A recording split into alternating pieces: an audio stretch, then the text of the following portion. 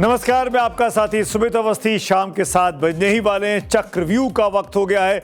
आइए शुरुआत करते हैं सबसे पहले वो कहानियां जिन पर आज अपने अपनी वोटिंग करके पसंद जाहिर की है। पहली वो खबर आज थी कि एक हमले से किस तरह फिर खौल उठी खाड़ी और नेतन्याहू ने ट्रंप को क्यों दिखा दिया है ठेंगा। इस खबर को 21% लोग देखना चाहते हैं। पूरी खबर डिटेल में 7:28 पर विस्तार से आपको खाड़ी का हाल दिखाते हैं। राम के नाम पर राजनीति या फिर राम मंदिर के चढ़ावे में सचमुच हेराफेरी की जा रही है। आखिर कौन है राम के नाम पर जो धोखाधड़ी कर रहा है? 23% लोगों की दिलचस्पी इस खबर को देखने में है। विस्तार से इस पर बात करेंगे आगे। राज्यसभा चुनावों में कांग्रेस पर किस बात का दबाव है? इस खबर को 25% लोग देखना चाहते हैं। आगे डिटेल में आपको पूरी जानकारी देता हूं। और जो खबर सबसे ज्यादा आज वोट पाकर नंबर 1 बनी है वो है इंडिया ब्लॉक की बैठक। क्या मोदी से डर गया है इंडिया ब्लॉक? तभी बैठकों का दौर एक बार फिर से शुरू हुआ है। इस खबर को देखने में 31% दर्शकों ने वोट दिया है और यही हमारी आज की लीड और कवर स्टोरी भी है।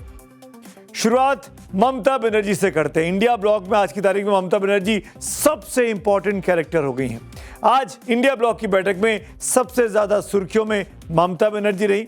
लेकिन जिस वक्त ममता बनर्जी इंडिया ब्लॉक के नेताओं से दिल्ली में मिल रही थी, उसी वक्त हमारे उच्च सूत्रों ने हमको बताया कि टीएमसी के 21 सांसदों ने स्पीकर ओम बिरला को चिट्ठी लिखकर खुद को एक अलग संसद में गुट की मान्यता देने की मांग कर दी है।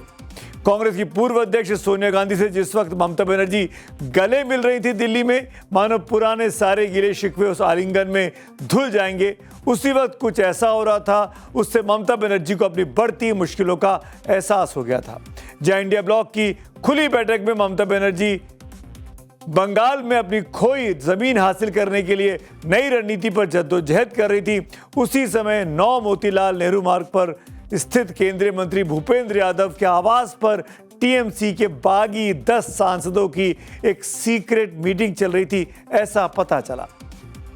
उन सांसदों में शामिल जो लोग थे उनके नाम आप जान लीजिए कौन कौन बागी हो रहे हैं। काकोली घोष दस्तीदार का नाम उसमें एक है, जगदीश चंद्र वर्मा है, पार्थ भौमिक है, बापी हलदार हैं, प्रसून बनर्जी हैं, अरूप चक्रवर्ती हैं, असित कुमार मल हैं, सुखेंदु शेखर रॉय हैं, जून मालिया हैं, कालीबड़ा सोरेन हैं, शताब्दी रॉय हैं। इन 10 में से 9 सांसद लोकसभा के सदस्य हैं। सिर्फ असित मल की राज्यसभा के वो सांसद हैं। जब पार्टी में मची टूट फूट पर इंडिया ब्लॉक के नेताओं की प्रेस कॉन्फ्रेंस दिल्ली में चल रही थी, ममता बनर्जी से इस बारे में पत्रकारों ने सवाल पूछे। तो देखिए ममता बनर्जी ने फिर वही तेवर दिखाए जिसके लिए वो जानी जाती हैं, रूठ कर चली गई। धन्यवाद, थैंक यू, धन्यवाद, थैंक यू।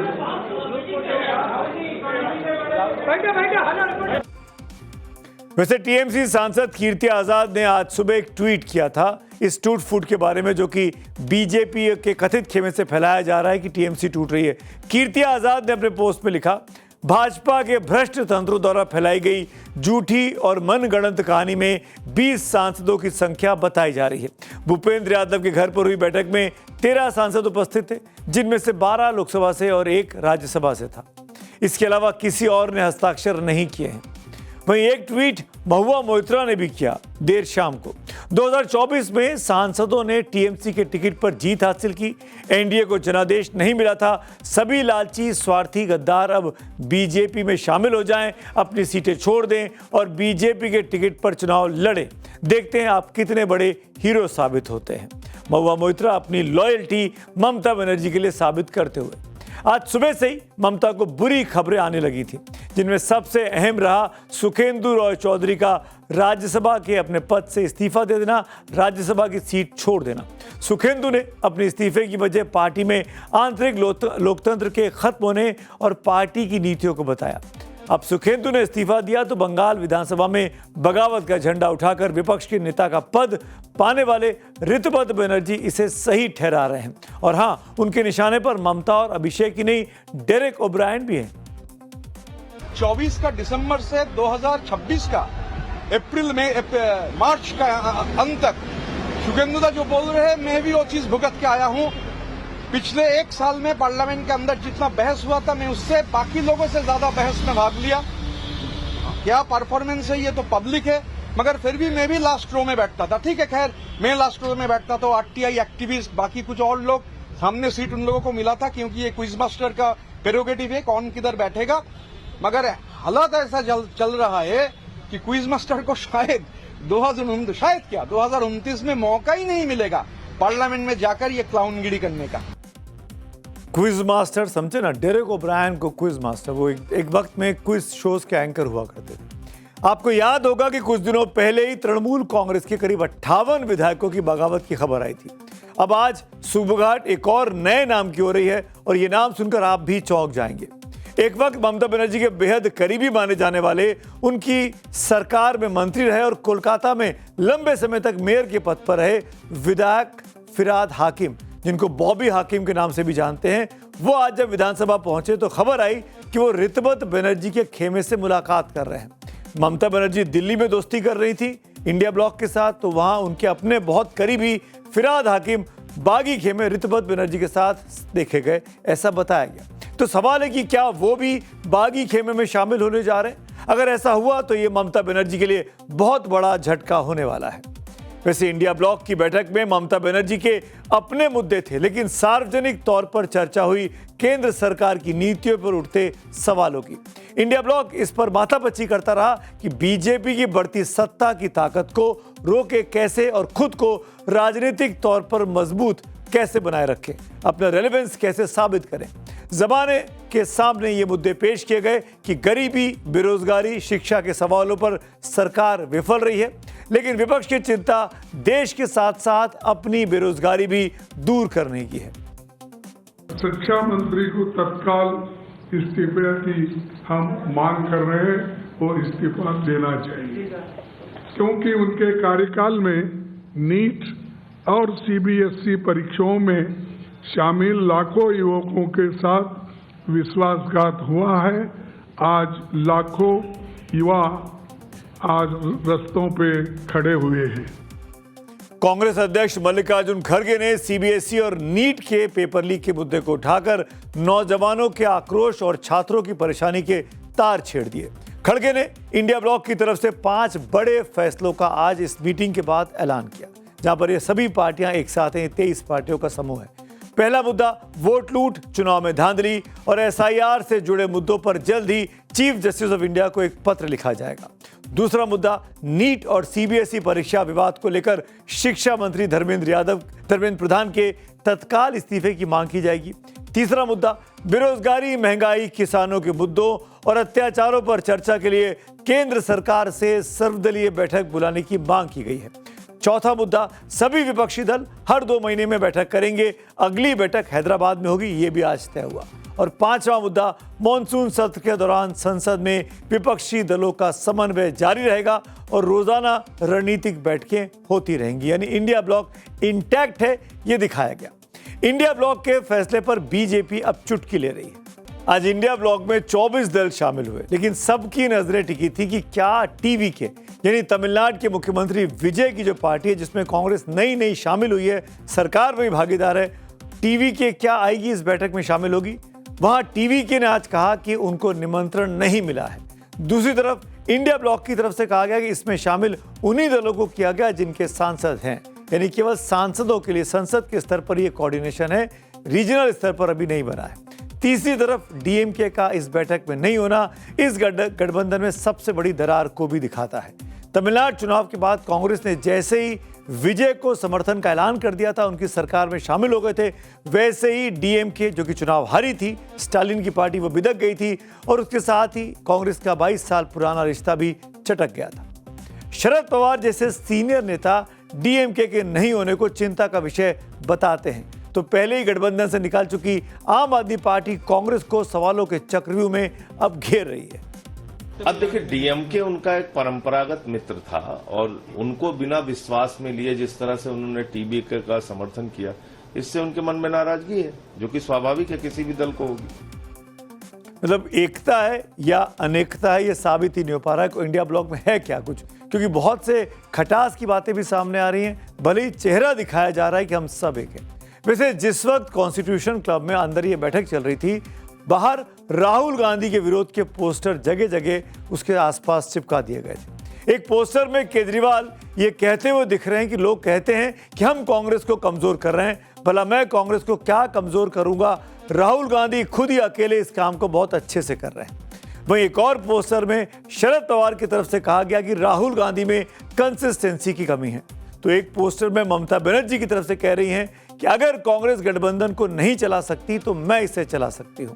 साफ है कि जिस दिन इंडिया ब्लॉक की सबसे अहम बैठक हो रही है, ममता बनर्जी हार के बाद पहली बार दिल्ली आकर अपने तेवर में नरमी के साथ कांग्रेस की अगुवाई वाले इंडिया ब्लॉक में पहुंची हैं, उसी दिन ये तस्वीरें, ये पोस्टर एक तरफ राहुल गांधी और कांग्रेस की छवि बिगाड़ने की कोशिश कर रहे हैं, तो दूसरी तरफ ममता बनर्जी से नेताओं पर सवाल भी उठा रहे हैं। ये पोस्टर ठीक कॉन्स्टिट्यूशन क्लब के सामने की रोड पर लगाए गए थे। किसने लगाए थे, किसकी तरफ से लगे थे, ये क्लैरिटी नहीं है।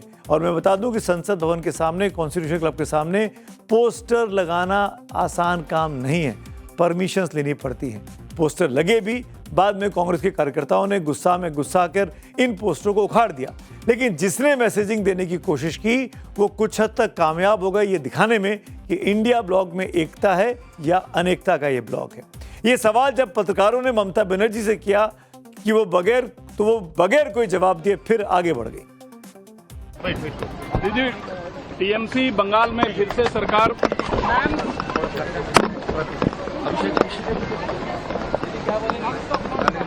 राजू सर आज की मीटिंग का कोर एजेंडा क्या होगा? अभिषेक सर जाने दो यार आराम से।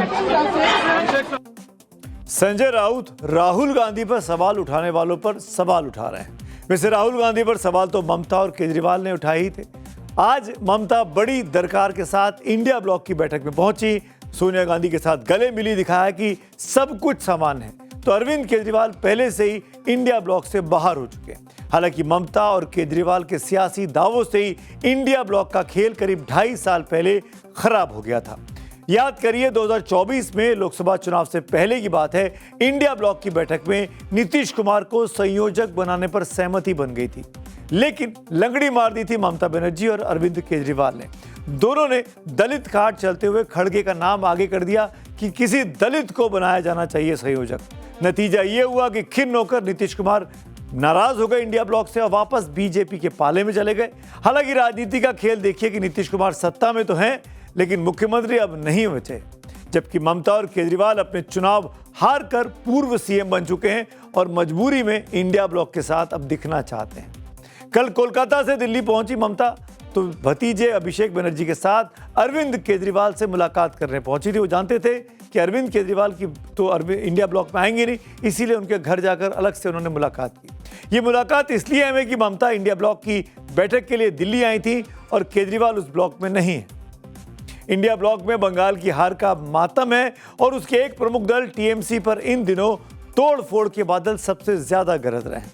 लेकिन मायूसी एनडीए में भी है। राज्यसभा और विधान परिषद के जो चुनाव अनाउंस हुए हैं, मैं बिहार की एक पार्टी का नाम कर रहा हूं, राष्ट्रीय लोक मोर्चा की पार्टी, जो कि उपेंद्र कुशवाहा की पार्टी है। राष्ट्रीय लोक मोर्चा के अध्यक्ष उपेंद्र कुशवाहा के बेटे दीपक प्रकाश को विधान परिषद की सीट नहीं मिल पाई है। दीपक प्रकाश इस वक्त बिहार सरकार में मंत्री भी हैं। इस पर भी उपेंद्र कुशवाहा ने कहा कि वो नाराज नहीं हैं, लेकिन क्या उनके बेटे मंत्री पद से इस्तीफा देंगे? तो क्या कहा उपेंद्र कुशवाहा ने, सुन लीजिए। अरे मंत्री जब तक एनडीए के नेता सब लोगों ने मिलकर बनाया है, जब तक के लिए बनाया है बने रहेगा। सर बातचीत का कोई प्रयास किया गया है बीजेपी के नेता से? वो कब तक सर सदन की सदस्यता कब तक? अरे सदन की सदस्यता जब आप आवश्यकता होगी वो हो जाएगी, उसके लिए क्या चिंता है। उपेंद्र कुशवाहा के पास एनडीए में रहने के अलावा अब कोई विकल्प ही नहीं बचा, इसीलिए चेहरे पर मायूसी है पर मुस्कुराहट के साथ बात कर रहे थे। जब पहली बार ही उनके बेटे को मंत्री बनाया गया था तो 4 में से 3 विधायक बागी हो गए थे। उनके बीजेपी में जाने की खबरें आने लगी थी। उनमें से एक विधायक को प्रदेश अध्यक्ष बनाकर किसी तरह उपेंद्र कुशवाहा ने मामले को तब रफा दफा किया था। ये तब की बात है जब नीतीश कुमार मुख्यमंत्री बने थे, चुनावों के ठीक बाद। लेकिन अब बीजेपी ने कुशवाहा समुदाय से आने वाले सम्राट चौधरी को ही अपना मुख्यमंत्री बना दिया। नीतीश कुमार को राज्यसभा भेज दिया। उपेंद्र कुशवाहा के लिए संभावनाओं का दरवाजा एक तरीके से बिहार में बंद कर दिया। यानी उपेंद्र कुशवाहा सब कुछ सह तो सकते हैं लेकिन कुछ कह नहीं सकते। दूसरी तरफ बीजेपी ने राज्यसभा की 2 सीटों पर भी कांग्रेस की मुश्किलें और बढ़ा दी हैं। झारखंड में राज्यसभा की 2 सीटों के लिए चुनाव होने हैं। वहां पर एक सीट पर 28 विधायकों की वोटों की जरूरत है। इसमें इंडिया ब्लॉक के पास 56 विधायक हैं। इसमें जेएमएम और कांग्रेस दोनों दलों के उम्मीदवार जीत सकते हैं। कांग्रेस ने खड़गे के करीबी प्रणब झा को उम्मीदवार बनाया, लेकिन उनकी मुश्किलें बीजेपी ने बढ़ा दी हैं। एनडीए के पास 24 विधायकों की ताकत है। बीजेपी ने ऐलान कर दिया है कि वो निर्दलीय उम्मीदवार और जाने माने उद्योगपति परिमल नाथवानी को अपना समर्थन देंगे। ऐसे में अगर नाथवानी ने 4 और विधायकों के वोटों का इंतजाम कर लिया तो कांग्रेस के प्रणब झा की उम्मीदें की जो दिक्कतें हैं वो बढ़ सकती है, उनकी उम्मीदों पर पानी फिर सकता है। इसी तरीके से अगर मध्य प्रदेश की बात करूं तो वहां पर 3 सीटों पर राज्यसभा के चुनाव होने, वहां एक उम्मीदवार के लिए 58 वोट चाहिए। कांग्रेस ने मीनाक्षी नटराजन, जो कि पूर्व सांसद रही हैं, राहुल गांधी की करीबी हैं, उनको राज्यसभा के चुनाव में मैदान में उतारा, जिनकी जीत एक तरीके से पक्की मानी जा रही थी क्योंकि कांग्रेस के पास 64 विधायक है। लेकिन बीजेपी ने पहले तो 2 उम्मीदवार उतारे जिन्हें 116 वोट की जरूरत है, उसके पास 48 वोट बच रहे थे। बीजेपी ने कल देर रात अचानक अपना तीसरा उम्मीदवार महेश केवट को भी इस चुनावी मैदान में उतार दिया। अब अगर बीजेपी ने 10 और वोट हासिल जुगाड़ कर लिया तो मीनाक्षी नटराजन, जो कि कांग्रेस की उम्मीदवार हैं, उनके राज्यसभा में पहुंचने की उम्मीदें दम तोड़ सकती हैं। अब बात करते हैं आज की एक और बड़ी स्टोरी की, जिस पर बहुत ज्यादा चीजें वायरल हैं। OMG, oh my God, Ayodhya Ram मंदिर से जुड़ी इस खबर को सुनकर आप भी यही बोल पड़ेंगे। खबर ही कुछ ऐसी है, राम मंदिर, करोड़ों श्रद्धालु और करोड़ों के चढ़ावे में सेंधमारी के आरोप। 7 करोड़ से अधिक के चढ़ावे की चोरी पर सवाल उठे हैं, बड़े बड़े आरोप लग रहे हैं, लेकिन सच क्या है? गोस्वामी तुलसीदास ने भी रामचरितमानस में लिखा है, धर्म न दूसर सत्य समाना, आगम निगम पुरन बखाना, यानी सच के समान दूसरा धर्म नहीं है। ऐसे में जब सवाल रामलला के चढ़ावे में चोरी पर उठने लगे तब सच सामने आना और भी ज्यादा जरूरी हो जाता है। प्रभु श्री राम सिर्फ भगवान नहीं, उनका नाम भारतीय राजनीति शायद सबसे ज्यादा शक्तिशाली शब्द है। एक ऐसा नाम जिसने सरकारें बनवाई, सरकारें गिराई, आंदोलन खड़े किए और करोड़ों लोगों की भावनाओं को एक सूत्र में बांधा। लेकिन आज उसी राम के धाम में चढ़ावे के पैसों में सेंधमारी के आरोप लग रहे हैं, वो भी 7 करोड़ की चोरी के आरोप लगाने वाले कौन है? समाजवादी पार्टी के अध्यक्ष अखिलेश यादव और अयोध्या से आने वाले समाजवादी पार्टी के नेता और अखिलेश सरकार में मंत्री रहे पवन पांडे। सबसे पहले अखिलेश यादव ने चंदा चोरी पर क्या आरोप लगाए, उस अखिलेश यादव ने सोशल मीडिया प्लेटफॉर्म एक्स पर पोस्ट कर लिखा, राम मंदिर के चढ़ावे की करोड़ों रुपए की रकम गायब है और यह मंदिर ट्रस्ट के लिए अत्यंत शर्मनाक स्थिति है। अखिलेश का यह भी कहना है कि कोई भी सफाई देने के लिए सामने नहीं आना चाहता और इसके साथ ही उन्होंने न्यायालय से स्वतः संज्ञान लेने की मांग की। अखिलेश यादव के पोस्ट के बाद राम मंदिर ट्रस्ट के महासचिव चंपत राय ने बयान जारी किया, दावा किया कि इंटरनल ऑडिट चल रहा है। अब तक ऑडिट में इस तरह की कोई उल्लेखनीय बात सामने नहीं आई है। उल्लेखनीय शब्द पर तवज्जो दीजिएगा। श्री राम जन्मभूमि तीर्थ क्षेत्र अपने भिन्न भिन्न कार्यों का ऑडिट समय समय पर करता रहता है। हुंडी काउंटिंग कमरे का ऑडिट भी होता है। हुंडी काउंटिंग कमरे का ऑडिट राम जन्मभूमि तीर्थ क्षेत्र के न्यासीगण, कार्यकर्ता और स्टेट बैंक के कर्मचारी मिलकर करते हैं। ये कार्य कई दिनों तक चलता है। यही कार्य आजकल हो रहा है। कोई भी उल्लेखनीय बात किसी के भी ध्यान में अभी तक नहीं आई है। चंपत राय के इस बयान पर भी अखिलेश यादव ने तंज कसा। एक नया पोस्ट करके अखिलेश ने लिखा, स्पष्टीकरण ही स्पष्ट नहीं लगता है। लगता है ये उनके लिए हर हफ्ते की साधारण सी बात है और इतनी अधिक साधारण है कि ये उसे अब उल्लेखनीय भी नहीं मानते। चंदा चोरी के आरोपों पर अयोध्या में क्या है? इन दिनों राम मंदिर में रोज कितना चढ़ावा चढ़ता है? राम मंदिर में चढ़ावे की गिनती की क्या व्यवस्था है और क्या सच में करोड़ों के चढ़ावे पर किसी की नीयत डोली है? चंदा चोरी के आरोपों पर सूत्रों के हवाले से क्या बड़ी खबर मिली है? इन सब सवालों के जवाब जानने से पहले इन आरोपों की टाइमिंग पर गौर कीजिए। राजनीति में अक्सर सवालों से ज्यादा महत्वपूर्ण होता है सवाल पूछे जाने का समय। सोचिए, जिस राम मंदिर को भारतीय जनता पार्टी अपनी सबसे बड़ी वैचारिक उपलब्धि मानती है, जिस मंदिर को लेकर दशकों तक राजनीति हुई, उसी मंदिर में चढ़ावे की चोरी पर समाजवादी पार्टी समेत अब विपक्ष सवाल उठा रहा है। ऐसे में सवाल तो बनता ही है कि क्या सच में यह सिर्फ चंदा चोरी का मामला है या फिर 2027 के उत्तर प्रदेश चुनावों की तैयारी का प्रस्तावना भी है। पिछले कई दिनों से मामला पूरे अयोध्या फैजाबाद में चर्चा का विषय है। तो चर्चा अगर हो रही है तो कहीं ना कुछ तो आग लगी होगी, तभी धुआं उठा होगा। और अगर हेरा फेरी नहीं हुई है तो जो अयोध्या के आधुनिक शंकराचार्य हैं चंपत राय जी, 4-5 दिनों से बातें चल रही हैं, उन्हें तत्काल आना चाहिए था या अपनी प्रेस विज्ञप्ति जारी करनी चाहिए थी कि हमारे मंदिर ट्रस्ट में कहीं कोई रुपए की हेरी फेरी या चोरी डकैती नहीं हुई है।